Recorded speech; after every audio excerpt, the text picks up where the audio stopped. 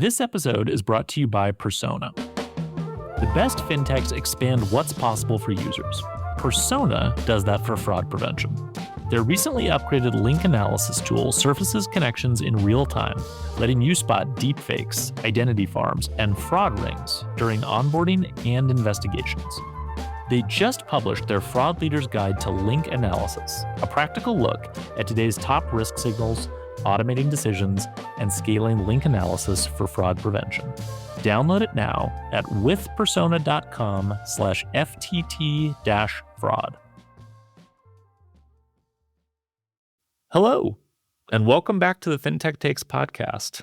We have another episode today of Facing Credit, which is our little podcast series that we do on all things credit and lending, a topic that, as you know, is near and dear to my heart.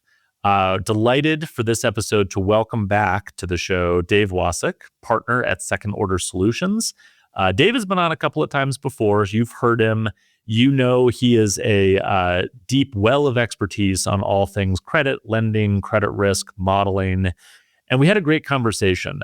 Dave had some data to share with us because Second Order Solutions just published their latest credit trends report looking at what's going on in the world of consumer and small business credit. So he gives us a download on the data, how consumer and small business credit is holding up, how performance is looking, where there are potential yellow or maybe starting to be red flags. We then transition from that into a really interesting sort of vibe session discussion. Kyla Scanlon's term, the vibe session, has, I think, never been more relevant. The Consumer Confidence Index has hit an all-time low in its 75-year history, despite the fact that the economy, in a macro sense, continues to perform pretty well. What does that mean? How is it affecting consumers? How should lenders think about it? We had a great conversation that was sort of surprisingly philosophical at times. And then we ended with an idea that Dave had, which was to do a non-AI draft. So AI sucks up a lot of the oxygen in credit and lending, as it does seemingly everywhere in the economy these days. But if you were to not talk about AI and lending and instead pick things that would otherwise be top of your mind as interesting topics within the world of credit and lending, what would you pick? Dave and I each had 2 draft picks, and we took turns drafting topics, ideas, trends that we find really interesting in credit and lending. It was a great way to end the podcast. As always, I am grateful to Dave for coming on Facing Credit. So without further ado, here is Facing Credit with Dave Wasik of Second Order Solutions.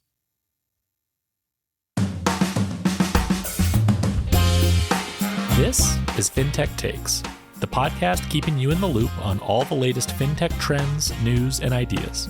I'm Alex Johnson, creator of the Fintech Takes newsletter, your host and self-confessed fintech nerd. Let's go. All right, Dave, welcome back. Thanks, Alex. Great to be back. It is great to have you, as always. We're going to nerd out on a whole bunch of credit and lending topics. I wanted to start with the data, as we so often do with you, Dave. You have updated quarterly trends based on credit bureau data, and I was hoping that you could just walk us through the key findings. Yeah, sure. So as background at 2OS, we put out a quarterly credit report that has, a lot of trends related to originations, delinquencies, et cetera, for both, consumer loans and small business. We're just out now with our first quarter report, and we've got kind of preliminary views on April. And, overall, Alex, I'd say things are surprisingly okay. You and I have talked about this enough that I feel like I've cried wolf multiple times over the years in terms of thinking, oh, well, surely this is the policy change, or clearly this is the tariff that is going to send the country into a recession and a credit downturn. But, when you look at certainly the historical metrics around, lenders are still lending, delinquencies for most asset classes are still pretty stable. There are some, yellow flags, which I'll talk about here momentarily. But, overall, most of the indicators are looking pretty stable or just showing kind of mild levels of deterioration. Yeah, I mean, you and I think talked about the fact that like, and we're gonna get into the vibe session part of it in a minute, but just this ongoing idea that things are holding up well, and there's this sort of like fear that something is lurking around the corner, but it doesn't ever seem to fully manifest. And I'm curious to hear about what the yellow flags are and how they might have differed a little bit between what we're seeing now versus what we were seeing the last time we talked through the data. But it still sort of seems as though the general pattern is holding where performance seems relatively good. The whole consumer sentiment question is always something that you sort of think a lot about, and the difference between like how I as an individual would rate my sort of financial situation versus how I feel more broadly about the economy. But what are some of the yellow flags? Yeah, yeah, for sure. I mean, you mentioned consumer sentiment, and that's certainly one of them. As you know, like consumer confidence has been like an amazingly consistent predictor of a recession, but like so many other parts of our lives, it's become politicized. Where if a Democrat is in office, Republicans are not confident in the economy, and then vice versa. And the University of Michigan study came out last week and showed, I believe, in the history, like the 50-year history of the survey, it was the least confident set of consumers in the whole time. So that's certainly a yellow flag, but again, that's not yet showing up. I mean, consumer confidence has been low for years now, and that's not yet shown up in the data. A couple of yellow flags that are more kind of backward looking into the data are one, we're seeing consumer bankruptcies tick up. It's been a long time since we've had to talk much about bankruptcies, but bankruptcies are up 14% year over year. Generally, there's a seasonality associated with bankruptcy where the courts kind of slow down their processing of the bankruptcies during the holidays. Consumers go for like one last holiday spending hurrah before filing bankruptcy, and you Yep. usually see things tick up in like February, March. But this like February, March, and April have all ticked up significantly higher than what we've seen historically, and the indications are that it's sort of this like eventual submission to higher prices on essential items, rising levels of indebtedness, and just customers just not being able to make ends meet. They And finally so just that's run out of room, so to speak. yeah, yeah, Okay. exactly. There are lots of things that consumers can do to kind of get through short to medium term, either job loss or reductions in income, but eventually they just run out of ideas. And so that's definitely an area, a somewhat new area of concern for us. The other one that's interesting is while the credit card sector overall is looking surprisingly stable and surprisingly good as an asset class, with cards originated in first quarter and second quarter of 2025, they are not off to a good start in terms of their delinquency performance. Now, it's worth noting that in these cases, we're talking about 9 to 12 months worth of performance. But generally, when you originate a new cohort or vintage of cards or loans, if they start good, they're going to stay good. And if they start bad, they're going to stay bad. And so we're seeing, again, a surprising tick up, and we're seeing it seemingly get worse quarter on quarter. So first quarter 25 originations looked significantly worse than 24 and 23, and then second quarter 25 looked worse than the first quarter. So that's an area of concern. I suspect that this is the again consumers who are trying to stay afloat, trying to figure out like different paths to take. Well, one of those is to take out more credit, and so I suspect that those are the sort of the kinds of customers we were talking about with bankruptcy, but not yet at that point. They're in financial stress, not distress, but we are seeing upticks in delinquency in those areas. The last one I'd call out is that subprime auto, in particular, delinquencies there as an asset class are at like 20-year highs. Like generally, prime auto and super prime auto are looking okay, but we're seeing on the subprime side both higher delinquencies and customers taking out longer and longer loan terms. So, Right. shifting more from 5-year terms to 7-year terms. So you end up in a situation where your car is going to have negative equity like long before the 7-year loan Right. has been paid off. And so, that's definitely, again, a yellow flag, but frankly, not a new one. That's the continuation of a trend we've seen for the last couple of years now. Yeah, no, that makes sense. I mean, it feels like, and tell me if you disagree with this, but just thinking across all of those dimensions, it feels kind of like the just running out of room on the road to drive sort of seems like the theme that keeps coming across. Like it doesn't feel like, and we've talked about this in the past, like it doesn't feel like there's any areas where whoops, like competitive or regulatory or market forces just drove like an entire asset class off a cliff. Like you see that sometimes where it's like this part of the market just went crazy and like it's going to ripple through the rest of the economy or the rest of the different credit asset classes.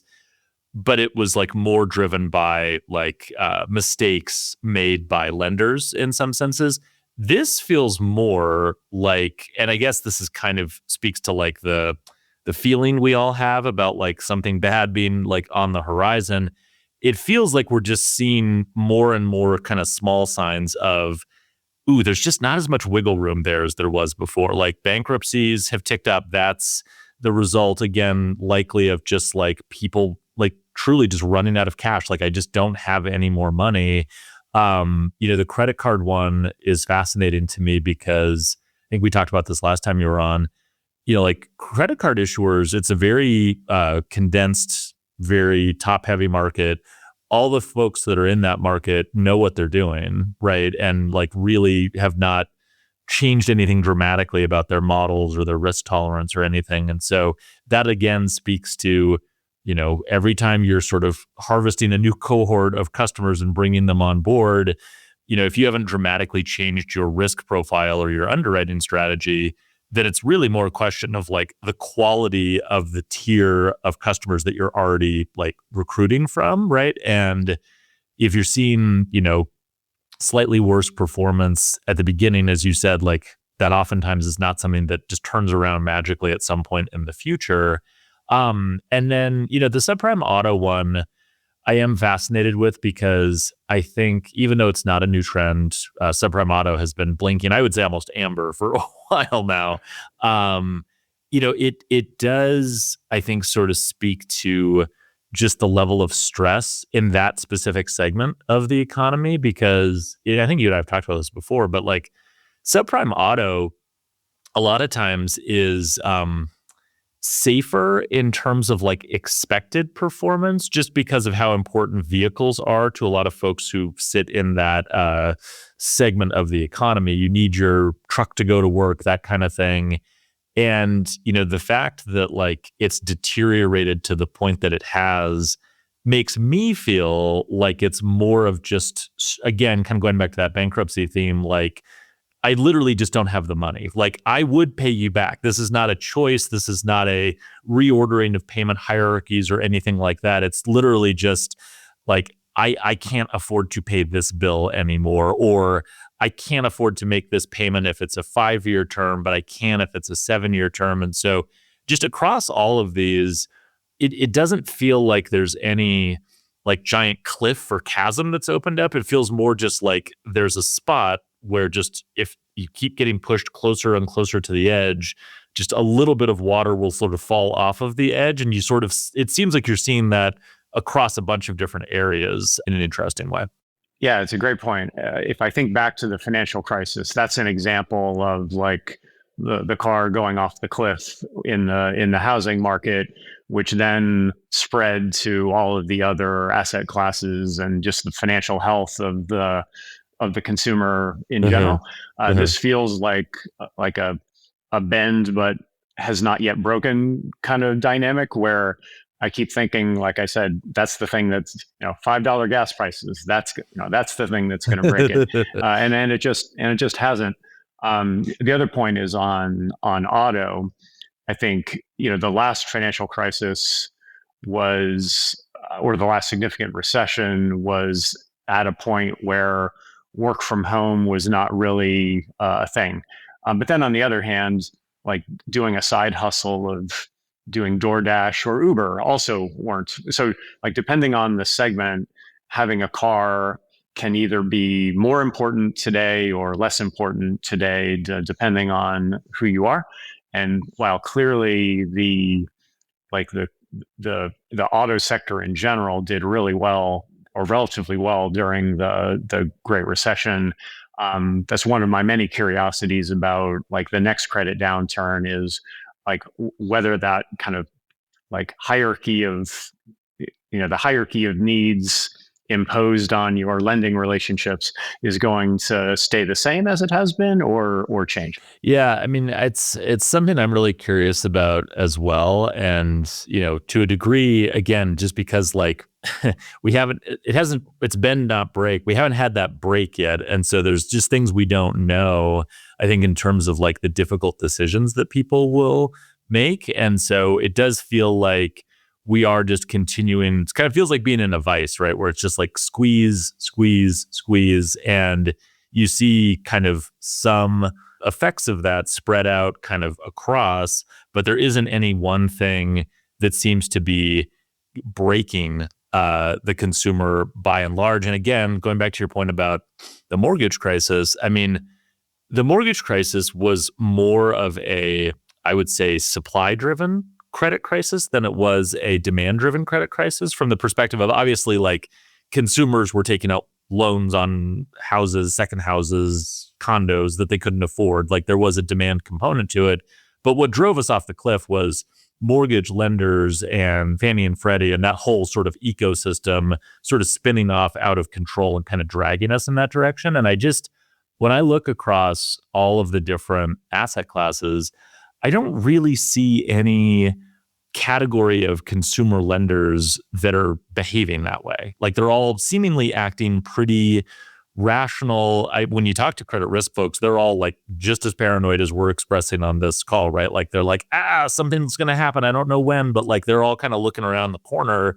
Do you see any areas where you're surprised by like the level of aggression or lack of caution? Like I know we've talked about BNPL in the past. Obviously, there's lots of other sort of fintech short-term lending kind of products that have gotten into the market. I know we talked about student lending last time you were on. Are there any areas where maybe the data isn't a yellow flag yet, but like the behavior of the participants in the market is giving you questions? Is irrational.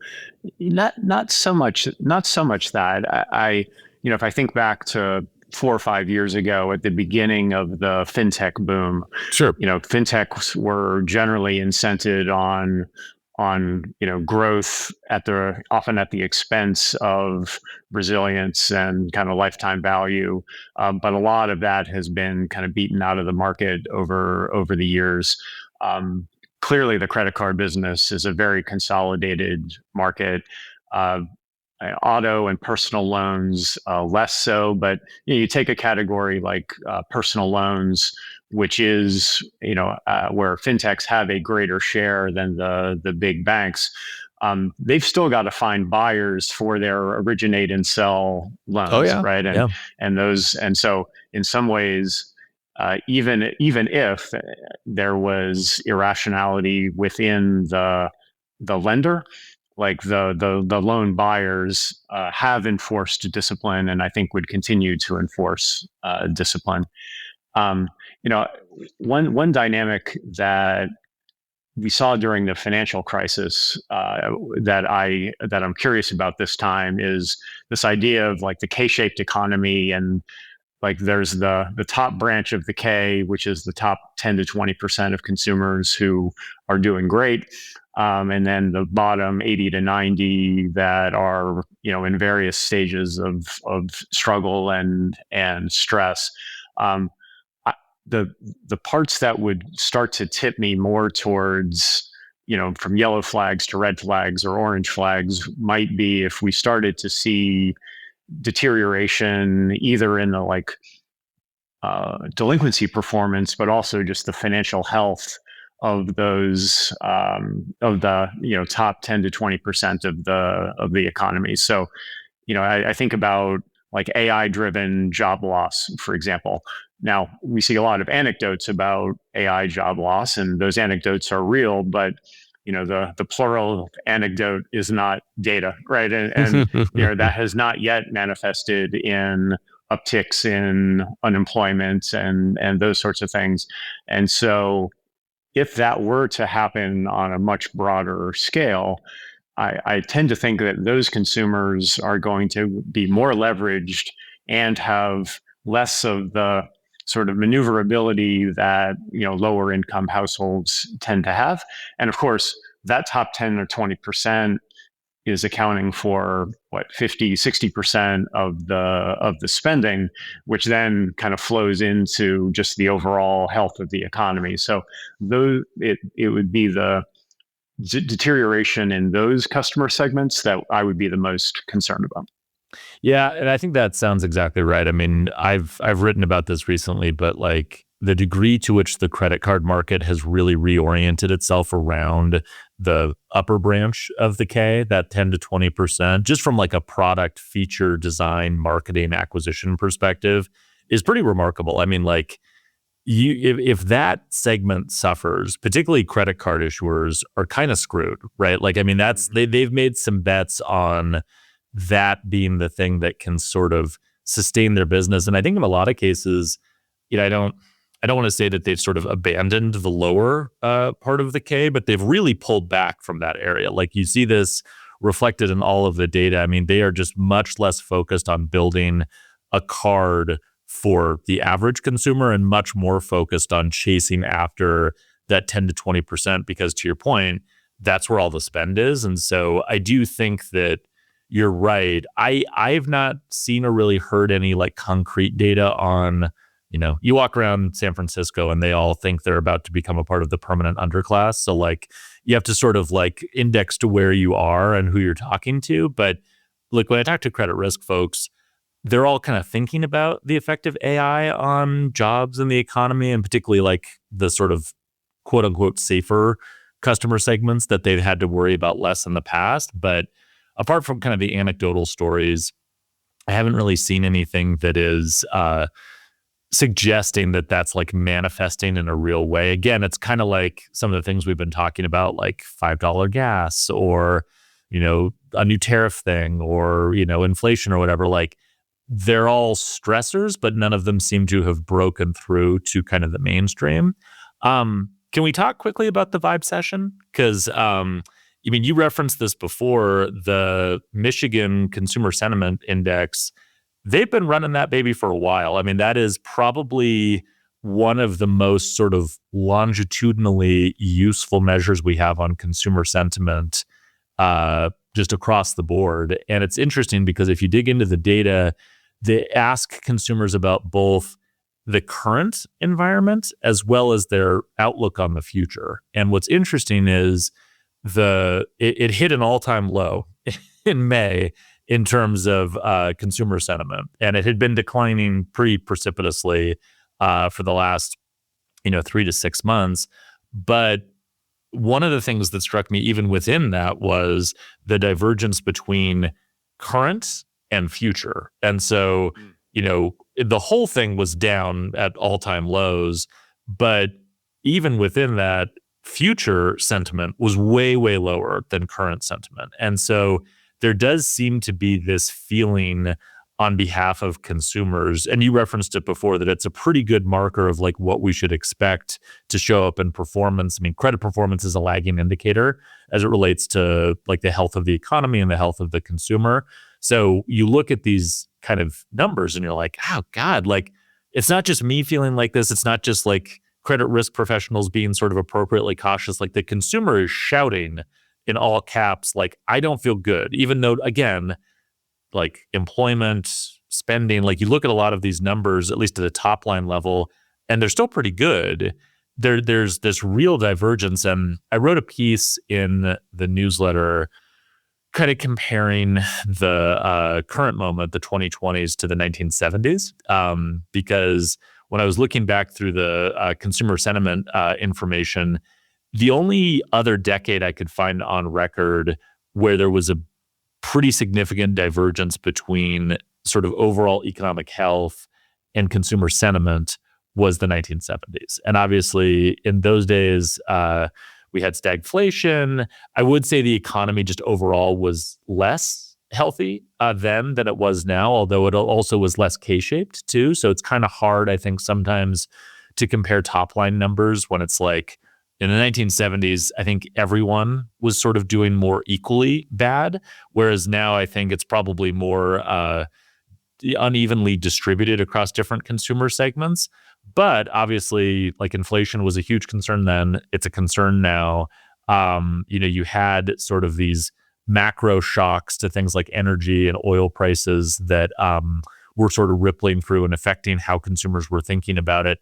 One of the biggest differences that I thought was fascinating was when you looked at the 1970s, that was actually when savings rates, the personal savings rate was about as high as it's ever been. People were saving a ton of money in the 70s. Now, they didn't always have the ability to save well because we had Reg Q in effect. Banks couldn't offer high interest rates. This was the era when money market funds appeared because people were desperate for some other way to maintain a store of value. Kind of similar to like the way you hear stablecoin folks talk now about the value of stablecoins in other countries. Like that was happening in the US in the 70s. Inflation was like eating into people's personal savings. They were even like buying gold and buying silver as like a store of value. And so you had that. However, people were like putting money aside and at least trying to save. The savings rate was really high. And I think that's one of the key differences between the 70s and the 2020s is in the 2020s, minus the COVID pandemic stimulus surge where we saw personal savings rates shoot up. Setting that aside, consumers today say they want to save a lot of money. So they have the same sort of impulse, seemingly, that's responding to the same sort of like pessimism they have about the economy. But the difference is they don't have any money to save. And so the personal savings rate is about as low as it's ever been. And they kind of consistently report, like, I just can't find the spare dollars in my budget to put into savings. I have more options for getting a good yield, right? Like interest rates are higher. There's more competition. Reg Q is gone. Banks can compete for this. Apparently now stable coins can too. So like you see the ability to save diminished, even though savings options are higher. So I'm curious, like what your thought is on just overall like state of the vibe session. And then specifically, like this question about what might be different this time relative to other times in the past where we've seen this divergence between economic performance and consumer sentiment, particularly like the 1970s, because I do think there are some interesting parallels there. Yeah, that's fascinating. So lots of thoughts. One is, one of the things that Kyla talks about in her book is this idea that like a vibe session can become a self-fulfilling prophecy. Yes. Where if I feel bad, I then might change my behavior as a result. Now, some of those behaviors are quite healthy and quite positive, like saving more and maybe, taking on a part-time job to boost income. And it can be spending less, right? And spending less is both like a healthy thing for an individual, but potentially calamitous for the economy. Everybody. Yeah. And so, there's this like, this dynamic where like my expenses are corporate revenues, and if corporate revenues go down because my spending went down, then we're having a very different conversation.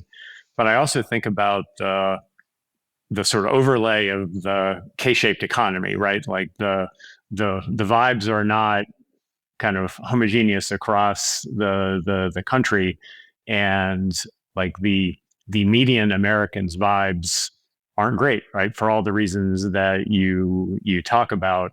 I don't think we've reached the point where the top 10, 20% are in bad shape, because that's when consumer spending would fall kind of overall, and we'd be in a really tough situation. So So that's their vibes are very important for the overall health of the economy. Yes. Some vibes are more important than others, for sure. So, yeah. No. yeah. I mean, that makes sense. And I think, just to bounce an idea back to you on that, the other thing I'm curious about is contrasting now to previous moments. It does feel like there's more.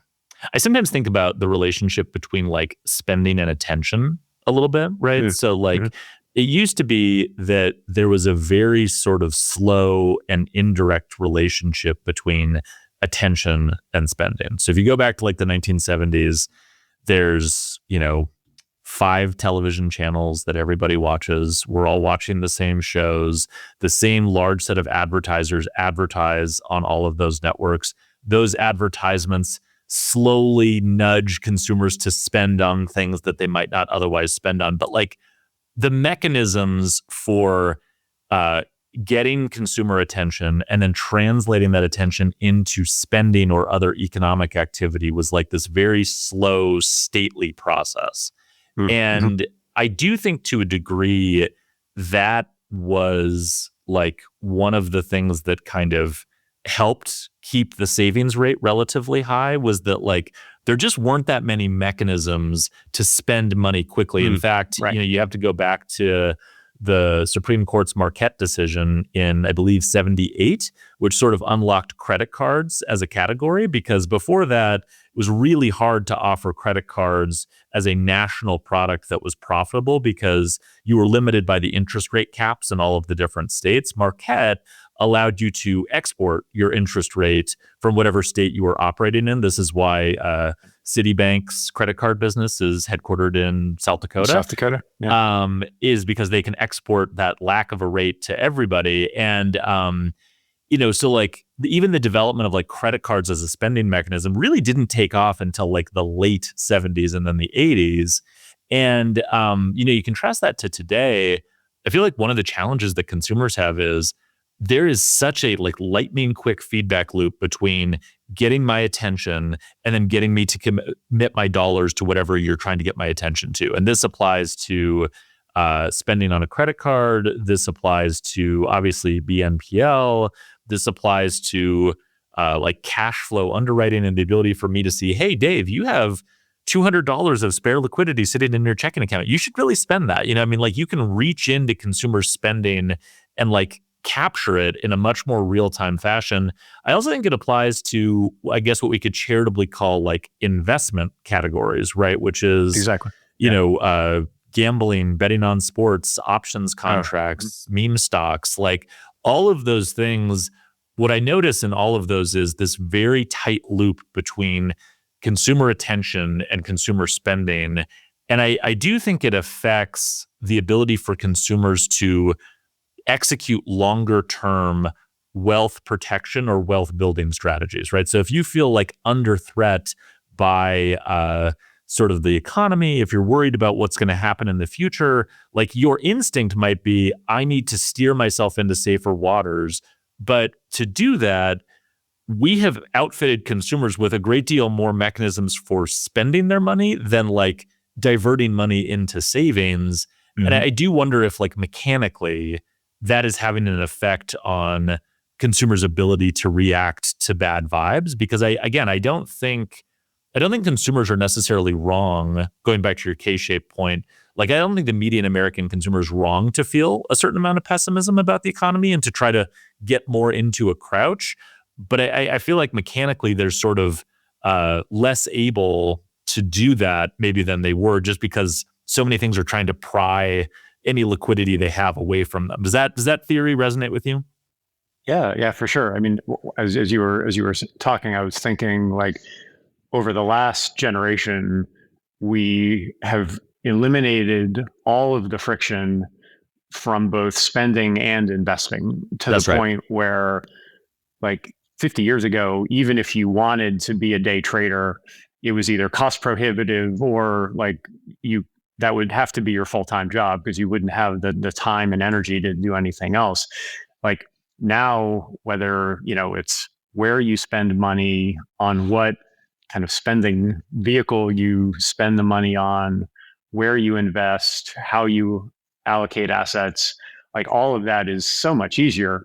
And gosh, I can't make an argument against a lower friction spending and investing experience, but it is a bit like your 200 different cable channels Yeah. analogy, where Yeah. um, that can lead to a tendency to overmanage your spending, overmanage your investing, and usually, it's the Vanguard theory that like you're usually better off just parking it somewhere and forgetting about it for 30 years.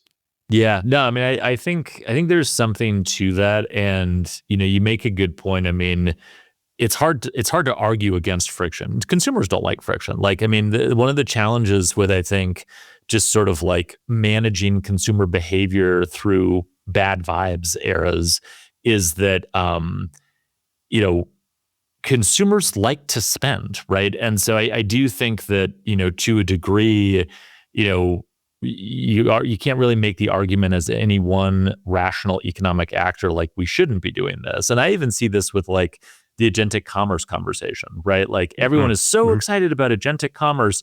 And like to me, when I look at agentic commerce, I'm like, is spending money the thing that, like, oh my gosh, humans are just so bad at spending, we need to get AI agents involved to remove the friction associated with, like how much friction is there even left in spending money? And so I do think there is a relationship there, and it ties back in some senses to some of those performance and kind of data things you were bringing up before, where it's like, why does the bankruptcy rate tick up? Why are credit cards performing maybe slightly worse? I mean, we're just when you say removing friction, another way of saying that is removing slack from the system in terms of consumers being able to kind of manage to some of these risks. And again, like I don't really get the sense that either lenders are acting really irresponsibly in terms of reaching for way more risk, nor do I get the sense that consumers are really like acting in an ultra irresponsible way.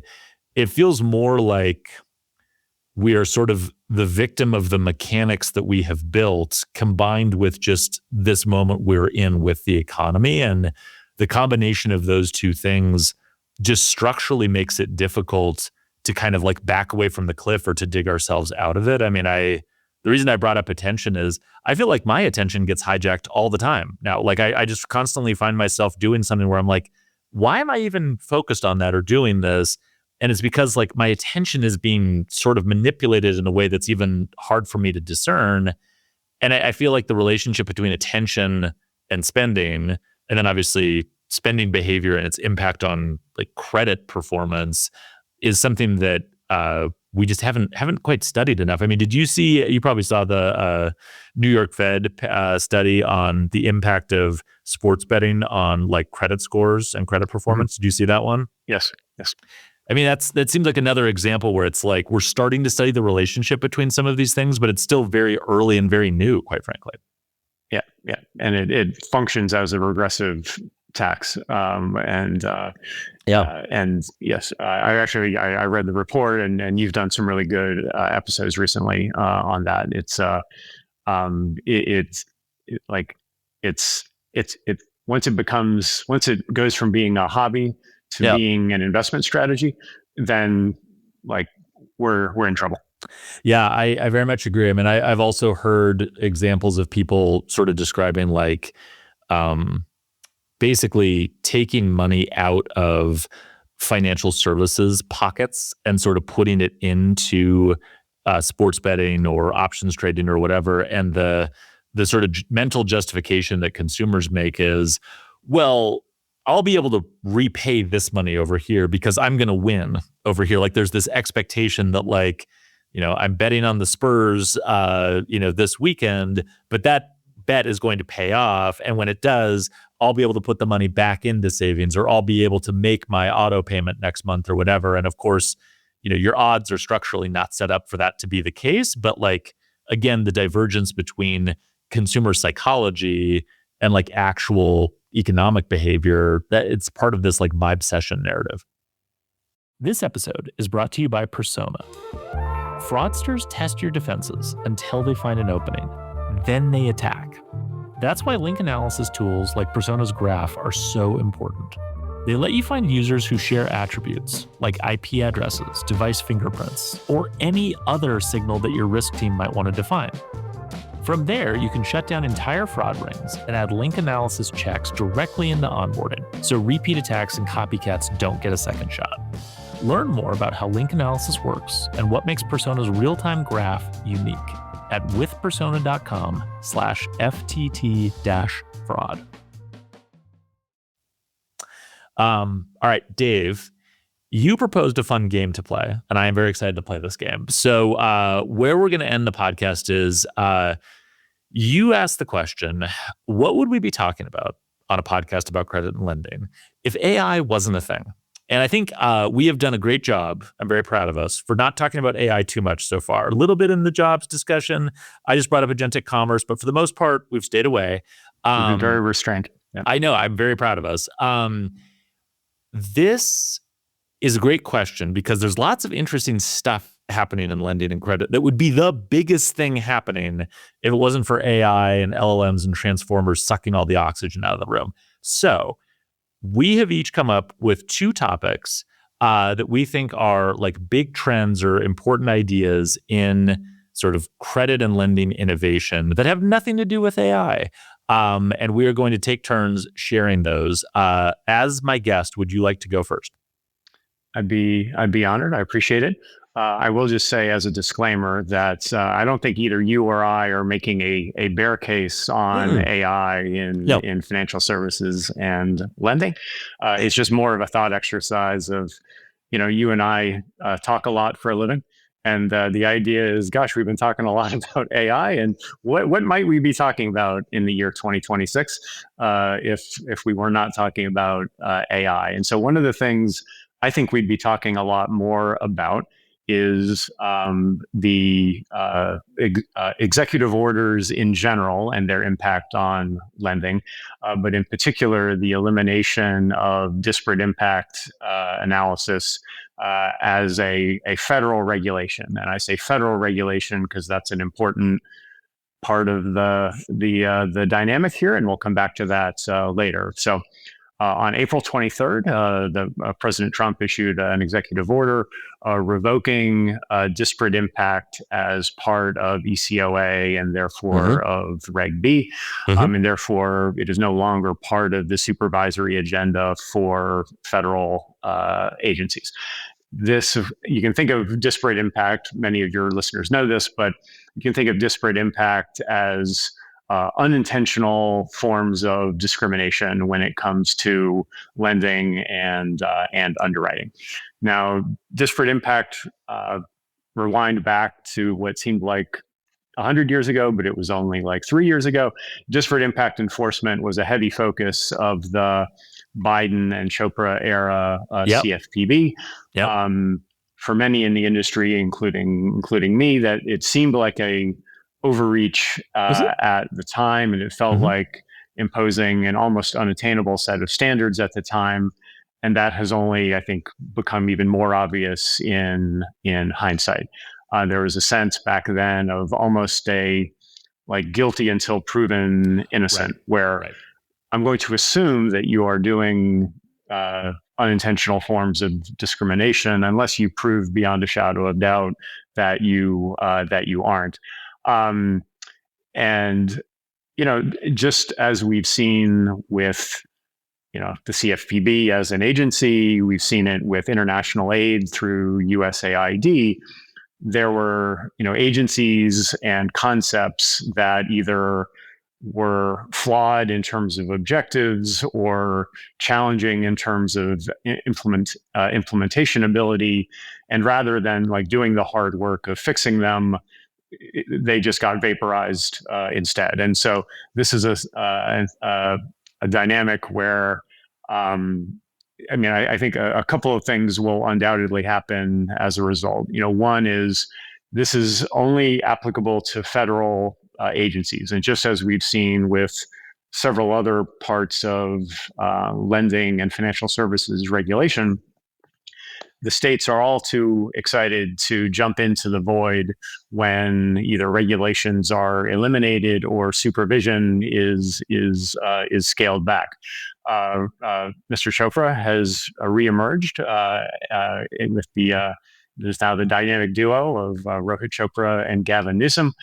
They've created a new agency around business and consumer protection within California, which then now creates in the biggest state in the union yet another difficult situation where lenders have to navigate the differences between state and federal requirements. A couple more thoughts. One is this is solving the issue of disparate impact is the right thing to do. I would assert this is a hard issue to solve, but one worth solving given the you go back to the 70s, you could go back even longer than that about the 100-year journey the lending industry has been on in terms of both intentional and unintentional discrimination and all of the bad outcomes that led to. So this is a problem worth solving. Two is by politicizing regulation that then creates uncertainty of what are the regulations today versus what are the regulations going to be 2 years from now. And it goes back to where we were in the 70s where laws varied much more state by state, and a lender's ability to comply and to do so in an efficient way just goes away. And so I don't think that you'll see banks kicking off a unintentional discrimination strategy in order to achieve growth. But how this works. There are a finite number of things that banks are able to pull off. And oftentimes you can get through most of the must-dos and maybe a few of the would-like-to-dos when it comes to building out new tech capabilities or new processes. And it seems inevitable that some of the attention that has been paid to disparate impact will inevitably go away. And then, as I was saying, the states are lining up to jump into this void. So that is a topic that I certainly wouldn't call it something I'm either excited about or intrigued by, but it's I think just a reality that a lot of creditors and lenders are struggling with right now. Yeah, it's a really important topic. I feel like I've been shouting into the void about it a little bit because I've been writing about it quite a bit recently. But you're right. I mean, it just doesn't seem to be a topic that anyone is paying that close attention to. And it's incredibly important. I mean, two additional points. I agree with everything you said. I mean, one is that it does just create this more confusing situation for lenders, right? Because my sense is always that the more that the federal government steps away from consumer protection, the more aggressive the states become. And the more aggressive the states become, the worse it is for everyone, quite frankly. Right. It's not good. I've said this before on the podcast. I'm not a huge fan of our dual banking system. I think it's stupid. But to the degree that it works well and isn't stupid, it's because the states and the federal government are relatively aligned on certain things. And so they'll agree to kind of cooperate and not pull industry into too many different directions. But we've seen this already. And I think Chopra's appointment in this new role in California is a good example. When there's a sense among the states that the feds are just completely backing off of important areas like fair lending, the states go, okay, we'll do it ourselves. And not only will we do it ourselves, but we will make this a really politically high priority. And again, like when politics get too involved in any of this stuff, it stops being rational. I mean, I think you make a really good point about, you know, under Biden and under Chopra, like fair lending going too far the other way, right? And I talked to lots of lenders and credit risk folks about this, and they're like, look, like the whole point of disparate impact is to catch unintentional discrimination. We are committed to doing that too. Like, we don't want to unintentionally discriminate.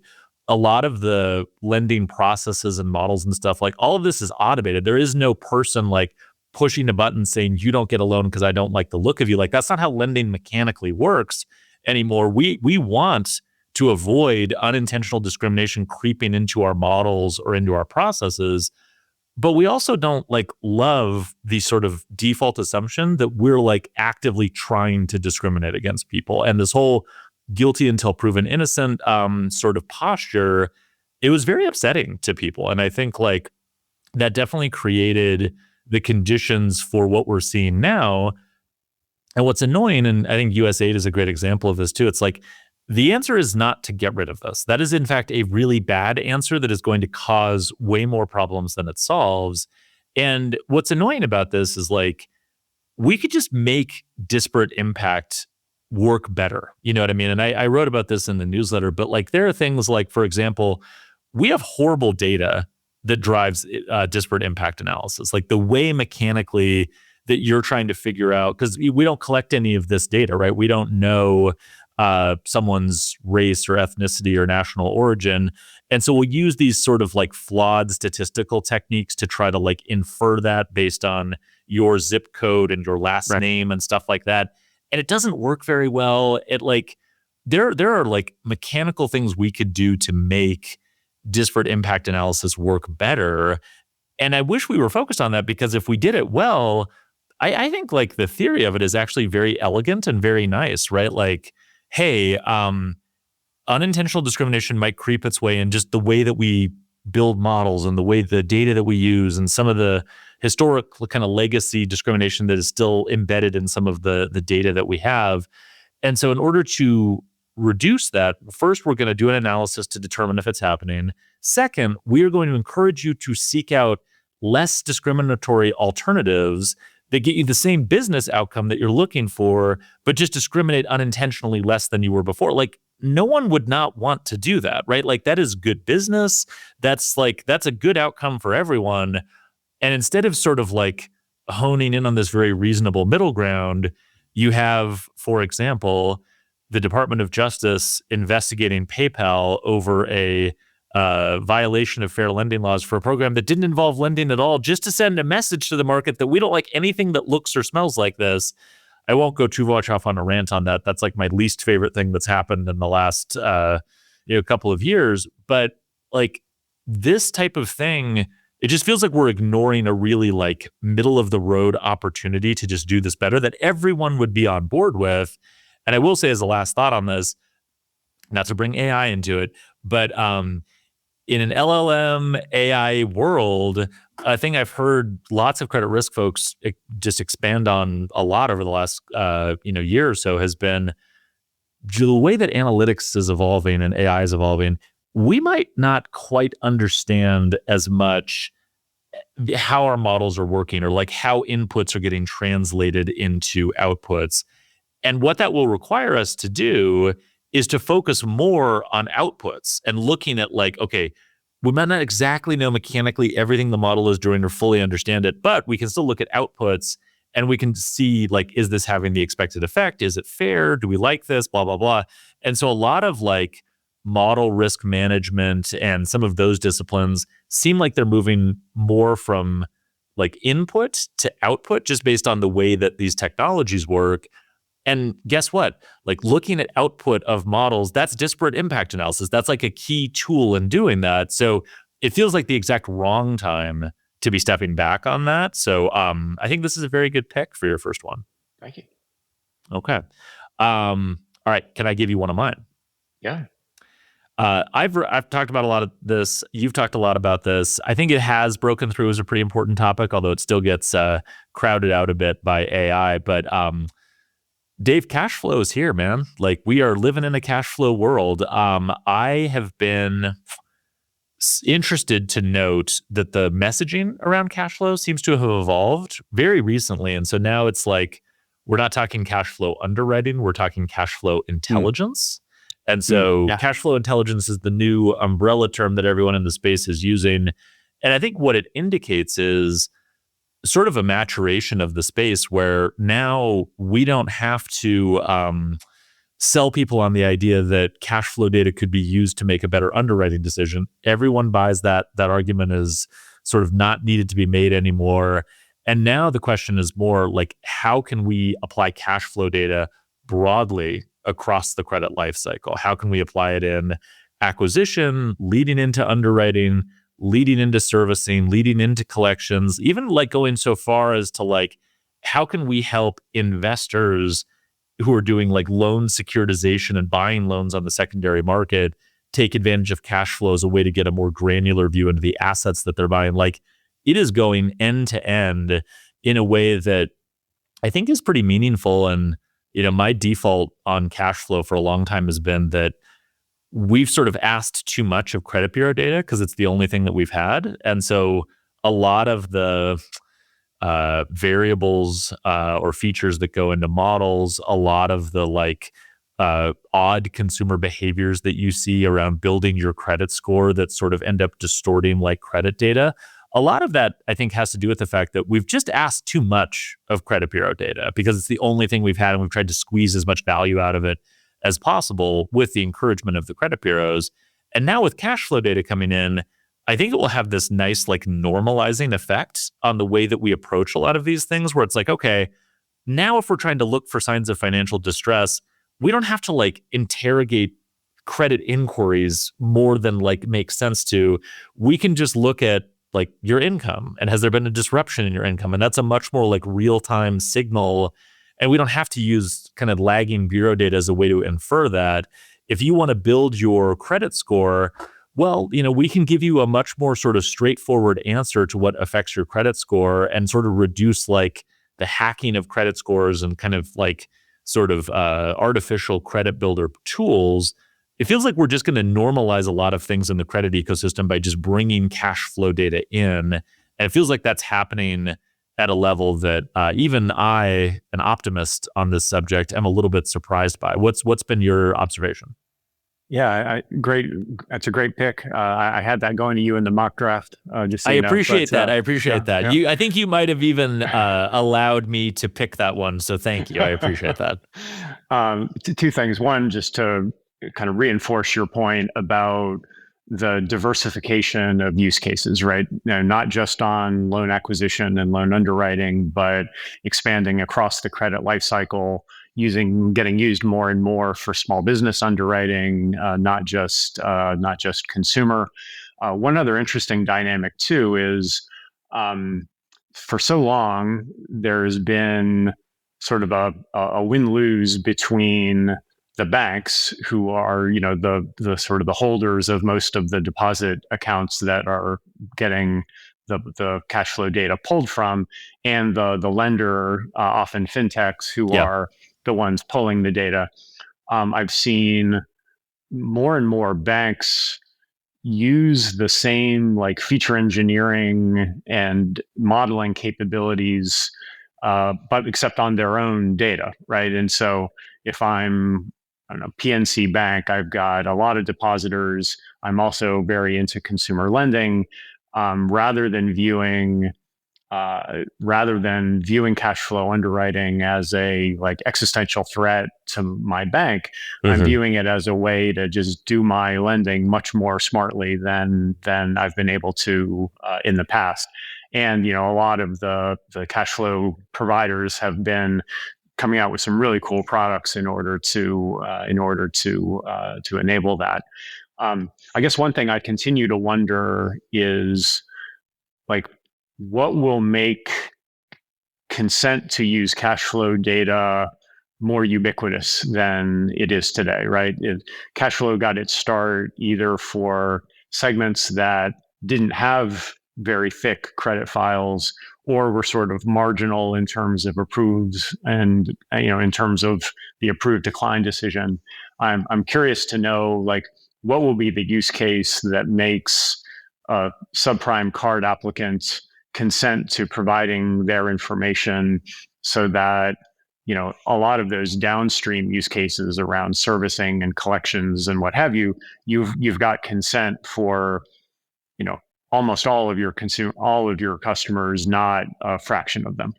So I'm curious about that, but I love the pick. Yeah, that's a good one. It's a good point because I do think that the fact that open banking rulemaking is tied in a knot that's never going to get untied, and we'll just be legislating that in the courts and with the CFPB forever and ever and ever. I think strangely that's a benefit to the cash flow space because the open banking rule that came out under the Biden administration, it kind of made cash flow underwriting hard in some ways. Like, you have to get very granular permission for what you're using it for. That permission expires. You have to then go back and get it again. Like, the Chopra CFPB drew a pretty hard line on a lot of things that kind of made cash flow data like a poor sort of competitive product to credit bureau data, just in terms of the like mechanics of how lending works. The sense I get talking to folks is all the cash flow kind of companies and folks who are building in this space are all sort of treating the like regulatory gray area that we're in around open banking as an opportunity to kind of design a de facto way that it's going to work that regulation will have to adapt to in the absence of like active rulemaking happening right now. So I do think some of those questions will be easier, at least from a regulatory perspective, because of the black hole that we're in from an open banking rulemaking standpoint right now. Right. Dave, do you have time to make two more picks in our little draft? Yeah, let's do it. So with my second pick, yes. I'd love to talk about the present and future of the co-brand credit card space. Ooh. So Alex, for most of our lives, co-brand cards have been a part of have been in our wallet. And overall, the basic concept has worked incredibly well. So card issuers pay the brand, so the airline, the hotel, the retailer, most of the interchange that comes from cardholder spending. In exchange, the brand gives the consumer free stuff, free flights, free hotel rooms, perks, upgrades, what have you. And then that consumer becomes a very sticky customer for both the card issuer and for the brand. It creates a ton of loyalty going in both directions. It's been a big success, and you could argue that it's kept the airline industry I was gonna say, profitable. Like they're credit card issuers that fly planes around in a sense. Yeah. But that'll be topic for another podcast. But going back quickly to the credit report, the place where we see the largest growth in the credit card segment right now is on the kind of super prime, very low risk, high spending segments of the market. And that is primarily a land grab happening from the top 5 credit card issuers going after the lowest risk, highest spend segments of the market. So again, it's worked overall incredibly well. The two big problems. One is the credit card issuer has to give away a lot of their unit economics in order to land top tier partnership deals. Not to the point where it's a loss leader, but to the point where you've got to be a highly efficient, highly effective card issuer in order to win the bid for a new airline contract or a new hotel contract, et cetera. They're ultra competitive. Yeah, totally. Then from the brand side, the card issuer has like bordering on complete control over who gets approved, who gets declined, and what credit lines are assigned. So if I'm the brand and I'm offering this credit card to quote unquote my customers, and the card issuer declines half of them, like that's not good for me at all. And so the brand hasn't had a lot of recourse in that situation, and these are typically 7 to 10 year contracts. But there's a lot that's changing. One is a lot of the leading brands are not defining their financial services strategy just as the co-brand credit card. They're expanding that because they're saying, gosh, like this is making up a big portion of my revenue, the vast majority of my profits in my Yeah. like loyalty business unit. Mm-hmm. So I'm not just going to have a co-brand credit card. I'm going to have a debit card. I'm going to, if okay, Mr. Card Issuer, if you're going to decline half my customers, I'll set up a second deal with a near prime and subprime issuer who's going to be able to take a second look at them. I think this is a place where BNPL will grow over time. And so that's on the brand side, that's sort of the big move that the leading brands are making. At the same time, on the card side, what you're seeing is what I'll call airline agnostic travel strategies. So when you go to an airport and you see a Chase Sapphire Lounge under construction, that's not in partnership with United Airlines, or the Centurion Lounge in partnership with Delta Airlines. No, it's Chase, it's Amex, it's Capital One. What's interesting is Capital One doesn't even have an airline co-brand deal. Their whole thing is, well, gosh, rather than giving away all of the interchange revenue to the brand, I'm going to invest that in building out airport lounges and a travel portal and a lot of the things that allows me to sort of achieve a lot of the like customer perception and the customer stickiness without having these like large, long-term, rather expensive co-brand partnerships. And so that's, I think, a really fascinating one that, like, again, both the brands and the card issuers are making moves so that they're not putting all of their eggs in a single basket. You've also got this dynamic where a lot of, well, called like medium-sized co-brands, but still like big enough. There are more and more new entrants into the space. People like Cardless and Fidem and Imprint that are scooping up a lot of the medium-sized deals that are highly desirable, but just not at the same tier as Costco, airlines, Marriott, et cetera. And so, and then what's interesting is a lot of the like brand new co-brands, like the Coinbase card, the Bilt card, those are being housed on some of these new challenger players, right? And so I'm interested to see like the extent that continues to be a credible alternative to sort of the top 3 to top 5 credit card issuers, because the brands are going to have more negotiating leverage and more flexibility in some of these like up and coming platforms and card issuers. So yeah, a lot of like interesting dynamics, and ones that have a massive impact on the credit card industry, but also I think you'll see it more and more in debit, BNPL, et cetera. Yeah, that's really interesting. I mean, a couple things on that. I love that pick. I think that on the cardless and sort of the new competitors coming in, the idea basically is that like if you were sort of a large traditional issuer that played in co-brand, it was only worth your time to go after so many different brands, right? Like under a certain size, it just didn't make sense. But that had a lot to do with the fact that those companies had a lot of other things that they could spend their time on. Like they had large consumer-facing businesses. They were big banks that had lots of other businesses outside of cards. And so just like from a resource perspective, like how low do we really want to go in this? And then the other part was, of course, like those banks, while they were, I guess I would say, efficient in some senses, like highly efficient for program management for large ones, they weren't necessarily efficient in every part of what they did. And so like the cost to serve or partner with a smaller brand, given the volume, just wouldn't necessarily make sense.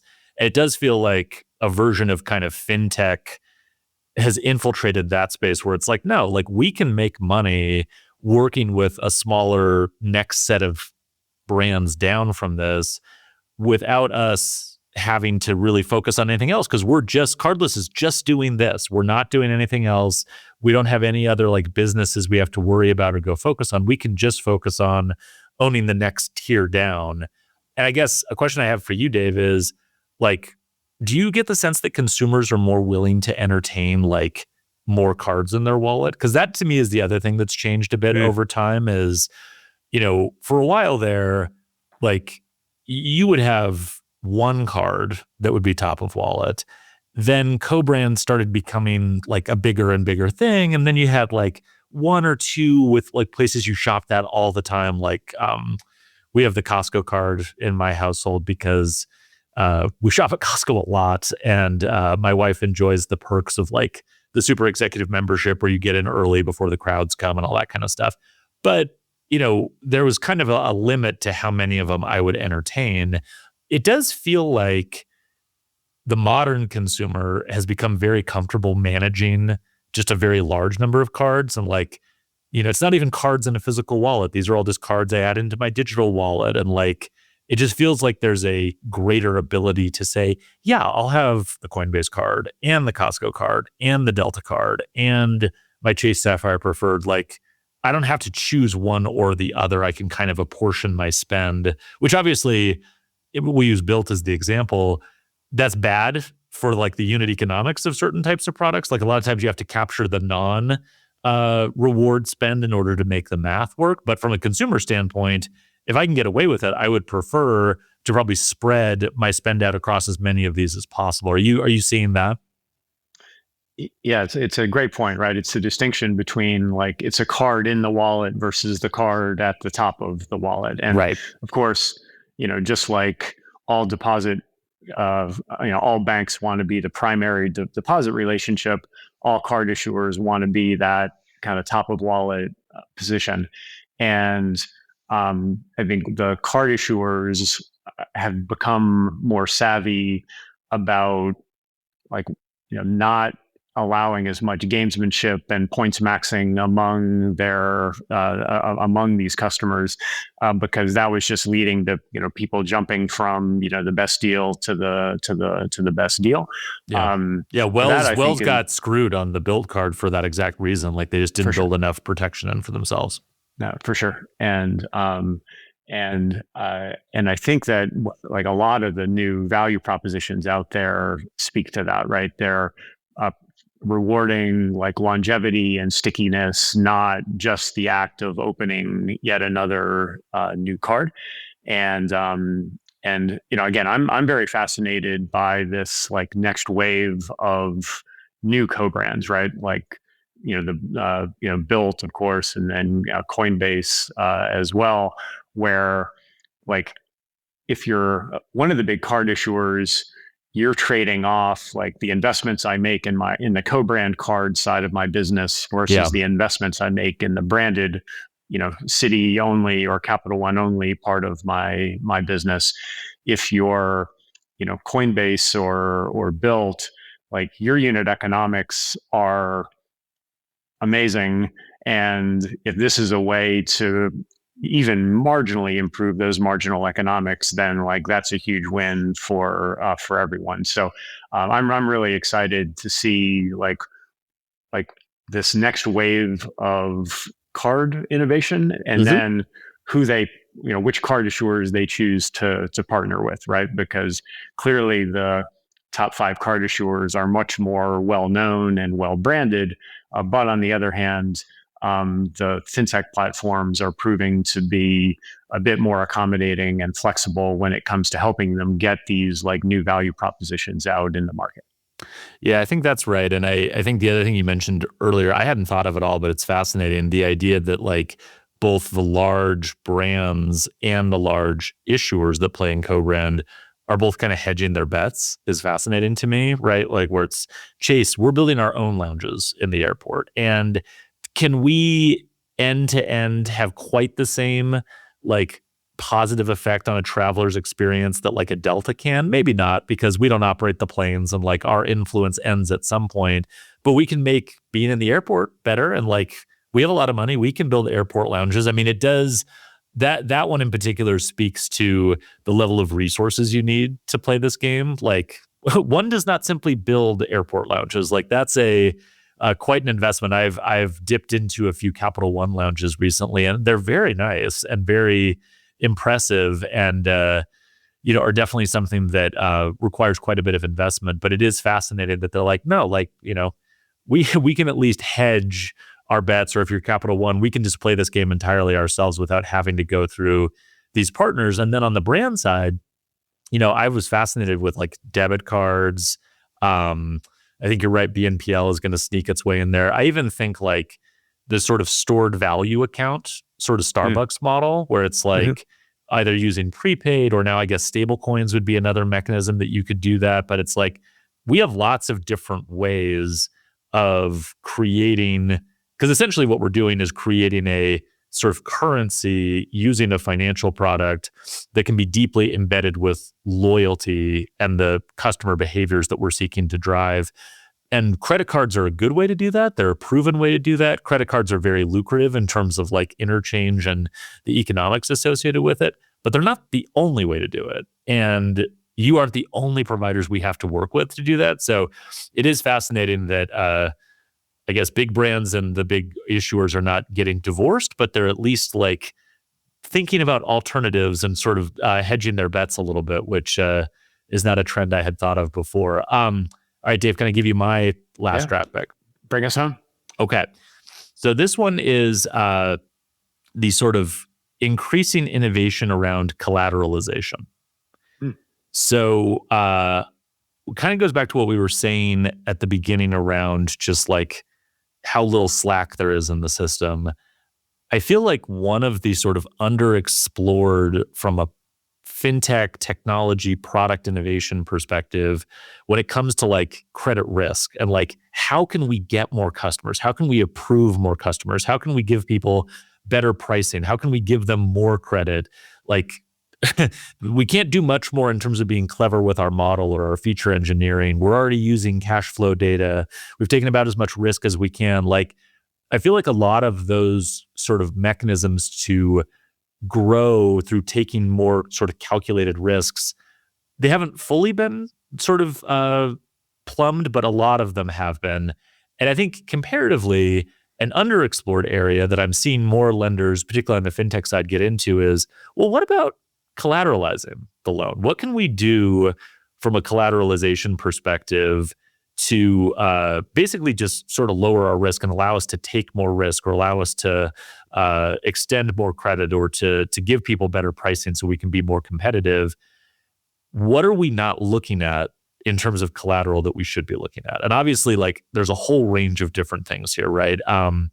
We've seen a lot of success that like the Avens of the world have had on home equity as a source of essentially collateral, and tapping into that and kind of essentially exploiting the sort of gap in the market where home equity was always just annoying to like underwrite against, and it was annoying to sort of do the paperwork associated with getting yourself on the mortgage, and just like there were things that made home equity sort of expensive and annoying, but technology can solve a lot of those problems, it turns out. And if you do that, well, suddenly the Aven card is giving you a larger credit line. It's giving you better pricing. We've actually seen a number of providers kind of sort of follow on with Aven's success, some of whom are trying to compete directly with Aven, some of whom are trying to like build like Aven as a service for other lenders to sort of use as infrastructure. So I think that's a good example. I've seen some really interesting ones around like sort of the modernization of like car title lending, which can verge into sort of predatory territory, but again, I think has the potential to sort of reach into a different pocket. The other one that I've been digging into more recently that I've been fascinated by is sort of crypto and tokenization. And the idea here is that like someone might own a certain amount of crypto or Bitcoin. All of the crypto companies want you to leverage your ownership of crypto in order to make more bets on crypto. But another way of looking at that would be to say, you own a lot of crypto. You shouldn't lever up and invest in more crypto. You should use your ownership of these crypto assets as collateral for a non-crypto loan. And if you do that, we can give you better pricing. We might be able to approve you for a larger amount of credit. And it turns out that one of the benefits of crypto being an on-chain asset is that it's much, much easier to manage as collateral. Like you can take custody of it. You can monitor its sort of like fluctuations from a price perspective. And so I'm seeing some really interesting examples of, crypto as a form of collateral for non-crypto lending. And then if you extend that idea further and you ask yourself, like, why, for example, do people who own stocks not borrow against their stocks as much as maybe they could, right? The answer, it turns out, is that Fidelity does a lot of that business, but Fidelity doesn't make it easy for anyone else to offer that business. So if I own a lot of stocks through Fidelity, sort of in the same way that banks haven't always played nicely with open banking in the past, Fidelity does a similar thing where they're like, no, this is kind of our thing. And like, we're not going to create APIs or make it easy for you to sort of like use stock ownership as a form of collateral and like lend to our customers. We want to own that business. Well, if, and I stress the word if because there's a lot of slips between the tongue and the wrist, but if we are able to tokenize equities, which Robinhood and a whole bunch of other people seem very interested in, one of the benefits of tokenizing equities in theory might be that by bringing it on chain, it allows for anyone to use that as a form of collateral and sort of expand the ability to do collateralized lending. So I do think generally that's an area where I think we're going to just see a lot of continued growth and innovation. And it feels like kind of the last frontier of sort of expanding credit risk and being able to grow, but in a sort of strategic, smart way. Yeah, that's a great pick. It gets back a bit to that friction conversation we were having earlier, right? Where tokenization and just, I think back on the amount of brain damage required to use your car title or your, the deed on your home. I mean, like that would have been impossible to imagine, 20 years from now. But now with more automated document capture, more publicly available data, a lot of those sources of friction are at least dissipating. And then also what it allows, if you think about the application flow of a typical consumer loan, it allows you to say yes to more customers. If you have a secured card or a secured, personal loan downsell to customers that you were close to approving, but either you didn't feel comfortable approving them or you were only willing to give them a certain small loan size, this can help unlock, more borrowing power, if you will, through your like illiquid assets. So I think it's a great pick. Yeah, I mean, and it does tie into the other things we were talking about because like slack in the system, well, this is another way to take up more of that slack and sort of like reduce it even more. And so that comes with a downside. I also think, people don't always appreciate like, oh, I'm going to borrow against the equity in my home. Well, technically that means you're adding someone who can put a lien on your home if things are to go really bad. So like there is more downside, I think, to consumers maybe than we fully appreciate. But yeah, it does feel like an area where we're going to see that get built out more. And quite frankly, the combination of like credit bureau data, cash flow data, and sort of like easier to access assets for collateralization, like across all of those dimensions, we'll be able to create some pretty interesting product structures and experiences. And so even without using AI or talking about AI, Dave, we are innovating and we are doing interesting things in lending. That was a fun draft. We'll have to make that a gimmick for podcasts moving forward. Thank you for hanging on a little bit longer. And as always, I appreciate you joining. Yeah, it's been my pleasure. Great to see you again, Alex. Likewise. Thank you for listening to this episode of Fintech Takes. Stay up to date with emerging companies and the latest fintech trends by subscribing wherever you get your podcasts. And if you love Fintech Takes, please tell a friend.